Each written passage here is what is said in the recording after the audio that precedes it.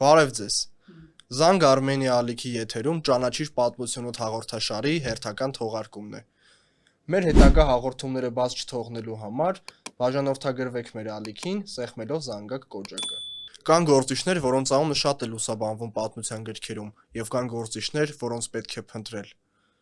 Եթե նայենք 19-րդ դարի վերջի եւ 20-րդ դարի սկզբի իրադարձությունները հայոց պատմության մեջ, գրեթե ամենուր կգտնենք նրա անունը, տարբեր աշխարհամասերում, տարբեր երկրներում։ Կոստանդնուպոլսում հեղափոխական շարժումներ, Գումգափու, Բաբալի,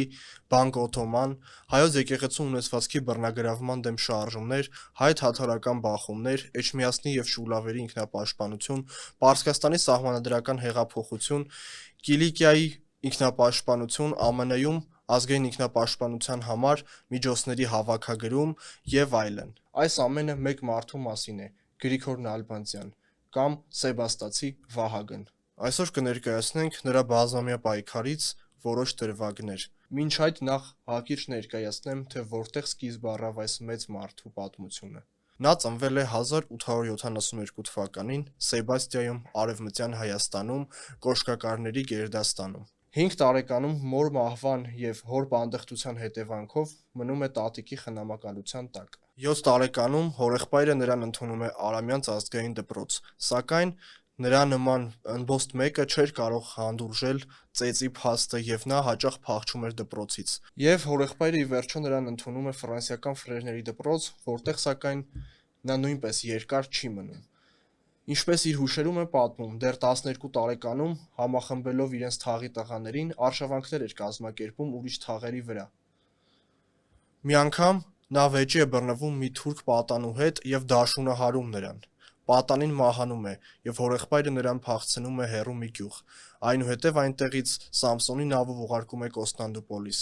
որտեղ իր հայրն էր ապրում։ Նրա հայրը արդեն երկրորդ անգամ էր ամուսնացել եւ շատ էր ուզում, որ որդին շարունակի ուսումը։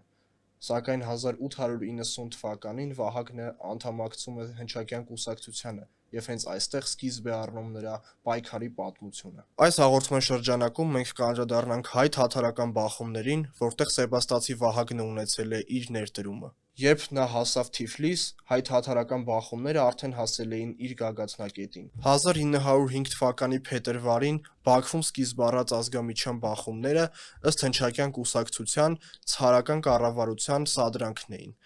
որոնք փորձում էին ամեն կերպ ժողովրդին հեռու պահել հեղափոխական շարժումներից, որոնք սկիզբ էին առել Անդրկովկասում։ Հնչակյան կուսակցությունը հորդորում էր ժողովրդին ամեն կերպ խուսափել այս սադրանքներից։ Թաթարական վերնախավը ամբողջությամբ ցարական իշխանության ենթակայության տակ էր եւ սպասարկում էր նրանց շահերը։ Այս ամենը հասկանալով հնչակյան կուսակցությունը զենք առավ ձեռքը, որպեսզի պաշտպանի անզեն բնակչությանը։ Այս առիթով հնչակ թերթը գրել է. «Մենք հնչակյաններս չենք կռվում թաթարների դեմ ազգայնական ցեղային հողի վրա։ Մենք չենք ուզում նրանց դուրս հրել եւ նրանց դնել նվաճվածների դրության մեջ, երբեք։ Եթե մենք կռիվ ենք մղում նրանց դեմ, եթե մենք սուր ենք անում, այդ միայն այն պատճառով, որ թաթար ամբոխը հարձակվողական մի գործիք է հանդիսանում խաների, պեկերի, աղալարների եւ նացիոնալիստների ձեռքին, որոնք իրենց կողմից հարազատ գործիքներ են ռուս բռնակալությանը։ Հնչակյան զինյալ խմբերը կռիվներ են մղում Բաքվում, Թիֆլիսում, Երևանում, Էջմիածնում, Շուլավերում, Նախիջևանում, Սոչիում եւ այլն։ Սեբաստացի Վահագնը անցնելով Թիֆլիս անմիջապես գործի գլուխն է անցնում։ Նա գործադիր հանձնախմբի որոշմամբ անցնում է Շուլավեր եւ ստանձնում հայկական գյուղերի ինքնապաշտպանությունը։ Լինում են հարձակումներ թաթարական ամբոխի կողմից, սակայն դրանք հետ են շպրտվում չնչին կորուստներով։ Մի քանի շաբաթ հետո Սեբաստացի Վահագնը հետ է կանչում Թիֆլիս հայ մեծահարուստներից հանգանակություններ հավաքելու համար։ Նա հավաքում է 17000 ռուբլի, սակայն հայ մեծահարուստ Գևորգյանը հրաժարվում է հանգանակություն կատարել, որի համար նա խստորեն պատժվում է։ Լուր է հասնում, թե թաթարները հարձակում են կատարել Էջմիածնի վանքի վրա։ Սեբաստացի Վահագնը հավաքելով իր 13 հեծյալներին շտապում է պաշտպանելու Էջմիածնի մայրտաճարը։ Նա ճնշում է թշնամուն եւ պաշարում նրանց հենց իրենց գյուղում։ Կռիվը տևում է 4 ժամ, որի մասին Աշուղ Ջիվանին խոսում է իր «Ձոն առ Վահագն» երգի մեջ, փառաբանելով նրա անունը։ Կռվից հետո Խրիմյան հայրիկը հետ է կանչում Սեբաստացի Վահագնի խմբին, Այնուհետև մի քանի օր մնալուց հետո նրանք մեկնում են Մաստարա։ Սեբաստացի Վահագնը հետ է կանչվում Թիֆլիս եւ ուղարկվում է Սևծովի ափամեջ շրջաններ կազմակերպելու համար հայ ժողովրդի պաշտպանությունը հայ-թաթարական բախումների ժամանակ, քանի որ նա ծանոթ էր տեղի շրջաններին, ինչպես նաև տեղի գործիչների հետ։ Նրա փոխարեն ժամանում են Փարամազը եւ Մելիքը։ Նա 1907 թվականին մասնակցում է Անդրկովկասի եւ Ռուսաստանի շրջանների ՍԴՀԿ ժողովին։ Այնուհետև լուրեր են հասնում, թե զինյալ խմբերը, որոնք մնացել էին, կատարում են թալան եւ խաբեությամբ շորթում են ժողովրդից գումարներ ներկայանալով այս կամ այն կուսակցության անունից։ Այդ ժամանակ Սեբաստացի Վահագնը իր 23 ձիավորների հետ անցնում է Հայաստան եւ ճնշում է հանցագործներին, պատժելով նրանց։ Սակայն հանցագործների հարազատների բողոքների հիման վրա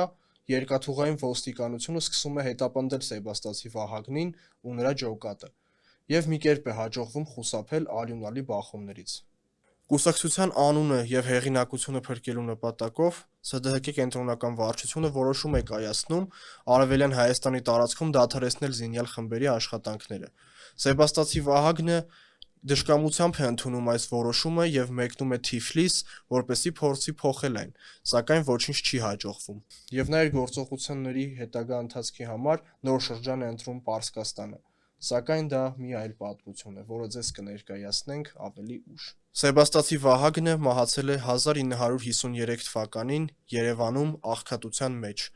եւ նրա գերեզմանը մինչ օրս անհայտ է մնում։ Նա իր կյանքի 40 տարիները նվիրեց ազգային ազատագրության գործին եւ իր անունը փառքով գրեց հայ ժողովրդի արժանավոր զավակների ցուցակում։ Մեր հետագա թողարկումները բաց չթողելու նպատակով բաժանորդագրվեք Զանգ Արմենիա YouTube ալիքին, սեղմելով զանգ կոճակը։ Շնորհակալություն, կհանդիպենք։